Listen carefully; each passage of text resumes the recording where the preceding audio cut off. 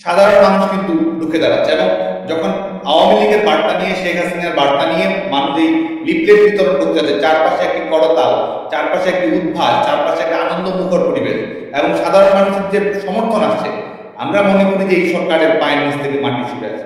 সাধারণ মানুষের যে দাবি রয়েছে, মনের কথা রয়েছে, সাধারণ মানুষের যে বেদনা রয়েছে, ব্যথা রয়েছে, আওয়ামী লীগের কর্মসূচিতে সেই বেদনাগুলো ফুটে উঠেছে এবং আওয়ামী লীগ পরিষ্কার রোডম্যাপ দিয়েছে এগুলো সমাধান করবে। এবং বাংলাদেশ আওয়ামী লীগের কাছ থেকে বাংলাদেশের মানুষ সেটি পেয়েছে। বিশেষ করে বাংলাদেশের মানুষের সবচেয়ে বেশি চাওয়া, সবচেয়ে বেশি যেটি চাওয়া, স্ট্যাবিলিটি, ডেভেলপমেন্ট, স্বস্তি, নিরাপত্তা, সেটি শেখ হাসিনা সরকারের কাছ থেকেই বাংলাদেশের মানুষ পেয়েছে।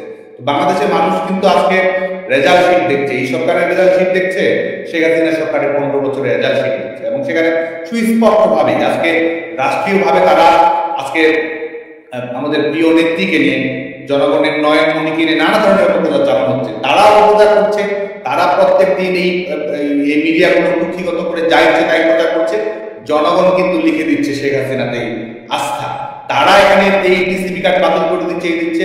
মায়েরা কিন্তু মনে শেখ হাসিনার জন্য দোয়া করছে এবং যারা বিশ্ববিদ্যালয়ের ছেলে এক ধরনের ত্রাসের পরিবেশ, ভয়ের পরিবেশ রাখা হয়েছে, তাদেরকে কিন্তু নানাভাবে এক ধরনের নিপীড়নমূলক পরিবেশ তারা চাপিয়ে দেওয়ার চেষ্টা করছে। কিন্তু তারা বলছে বাংলাদেশ আওয়ামী লীগের কথা। এই যে সাধারণ মানুষের একটি স্বতঃস্ফূর্ত সমর্থন বাংলাদেশ আওয়ামী লীগ অর্জন করেছে, আমরা মনে করি যে এটি আওয়ামী লীগের শক্তি, এটি ছাত্রলীগের শক্তি এবং এটির পর ভিত্তি করেই এই জবরদখলকারী সরকারের পরাজয় নিশ্চিত করতে